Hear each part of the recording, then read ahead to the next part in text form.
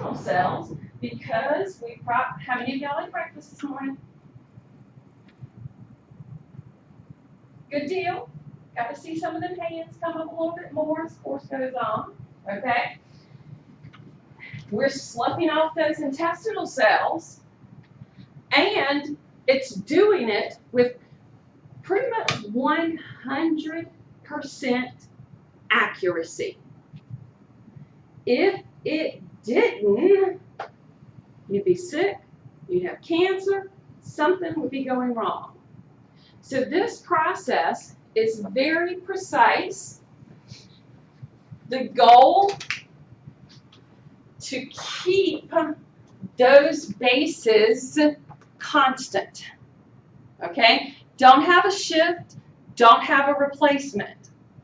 Make sure that whatever the original strand's information is, keep it that way in the new strand that's being formed. Once we get the new strands. Now, let's think about this for a second. In my cell, okay, let's say my cell has done all the job it's doing, okay? Whatever product it's supposed to be making, it's been maintaining itself, it's been getting materials, making energy, all this sort of stuff. And in the nucleus, where I normally have 46 chromosomes, okay, which we know are our 23 pairs, all right? At the end of replication, how many do I have?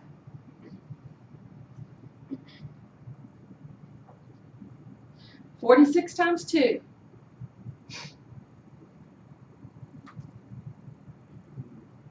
(92).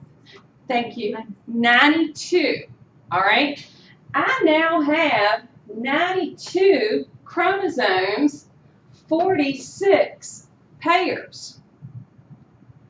Okay, that cell, that's a lot now in that nucleus. And basically, that nucleus is like, okay, we got split. All right. Now, here's what happens. As the DNA duplicates itself, and I end up with 2 new strands where I had one that was old, one that was old, one that's new, one that's new, okay? So I had the 1 make 2. Well, now they're going to get held together by something called a centromere. They're now termed chromatids, okay? So we have basically gone from chromatin in the part, okay, in the cell, when it's just simply doing its job, the stuff that'll look like spaghetti is chromatin.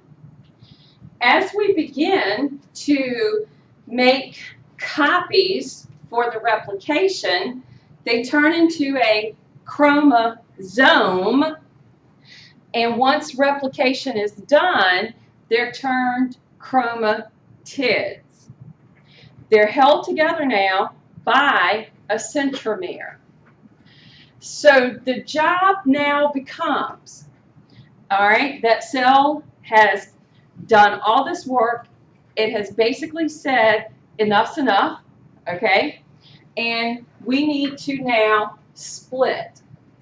So if we go back to looking at our life cycle,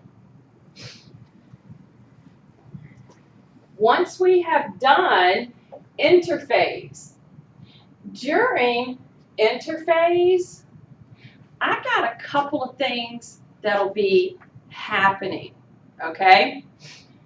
I have a gap 1 phase, a synthesis phase, and a gap 2. At the point for nerve and muscle, they're stuck at one called gap 0. Okay, because they're not going to duplicate.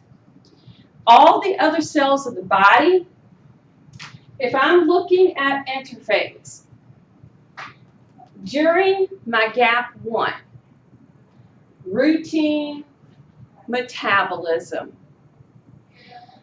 this is the only time in the life cycle of the cell that it's doing its job. That's it. The rest of the time, this cell is now going to prepare for mitosis. So, once I have a new cell, this is the only point at which it carries out its activities. Once it moves into the S phase, synthesis, it now starts duplicating, well, I should say replicating its DNA. Then, during my gap 2, the preparation for division, it now needs to make a copy of all its organelles because it needs a copy of rough endoplasmic reticulum, smooth endoplasmic reticulum, Golgi apparatus, vesicles, lysosomes. Do you see where I'm going with that? So now, at the point where we're at the end of the G2 phase, if you're looking at a cell which is already microscopic, okay? Think about all that stuff now that's in that cell. And we now have to do that split. So, we're now going to head into actual mitosis. The only phases of mitosis: prophase, metaphase, anaphase, telophase. Your textbook will talk to you about something called prometaphase or whatever. Wasting my time, okay?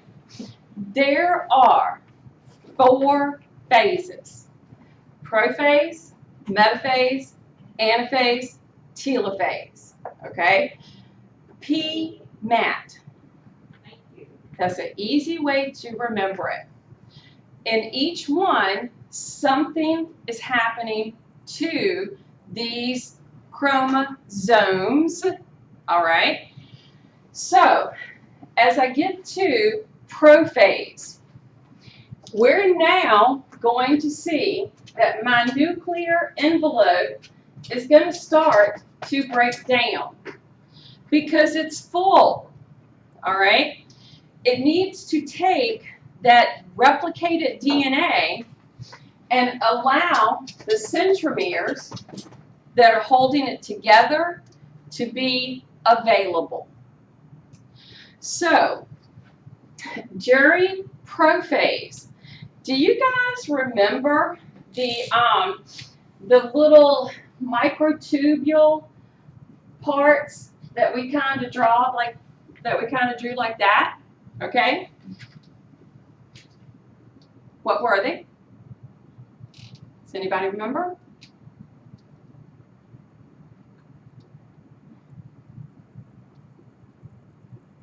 Okay, because my mind went blank too. The mitotic spindle?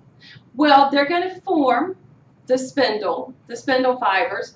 Why can't I remember this? Because it's Monday morning? Okay, so I don't know why. Centrioles? Centrioles. Thank you. All right, so here's what's going to happen. They have to duplicate. Go figure, right? They had to duplicate. And what these will do, one will stay here, and the other one will pull to the other side of the cell. As they do this, so as this one as they begin to move away from each other, they create spindle fibers. What those spindle fibers do, they allow for the centromere to attach. So now that centromere attaches to a spindle fiber with my duplicated chromosomes. The next thing that happens, metaphase. In metaphase, all of my duplicated chromosomes line up in the middle of the cell. Metaphase, middle, M. So now my duplicated chromosomes are attached to a spindle fiber. The next phase is to pull them apart. So now this begins to pull apart, meaning spindle fibers are breaking away from each other, and as they do, they pull 1/2, 1/2, 1/2, 1/2, half, half, half, half, half, half. All right? And they begin to pull and pull and pull so that when it's done, you end up with 46 chromosomes over here and 46 over here. So you have now taken those duplicated chromosomes, those replicated chromosomes, and you have now pulled them apart. Anaphase apart. AA. The next thing that's going to happen, and I kind of need, well, I can kind of do it this way. The next thing that's going to happen is the cell is going to start kind of folding in, folding in, folding in, folding in, folding in, so that I begin to look like I'm getting 2 new cells. Telophase, 2, T, 2 new cells. So that by the time it's done and cytokinesis occurs, all right, which would be the full division of the cytoplasm, I now have 2 new cells, each one with their own nucleus, their own set of chromosomes, their own set of organelles, their own cytoplasm, and guess what stage they're in now?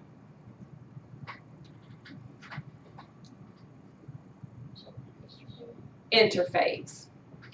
So these cells that got formed are now in interphase, and the whole thing starts over.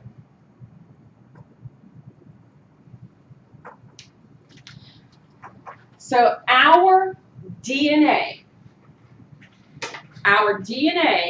has to be able to, number 1, carry out the genetic information for protein synthesis, and it's got to replicate for a new cell. Any questions so far?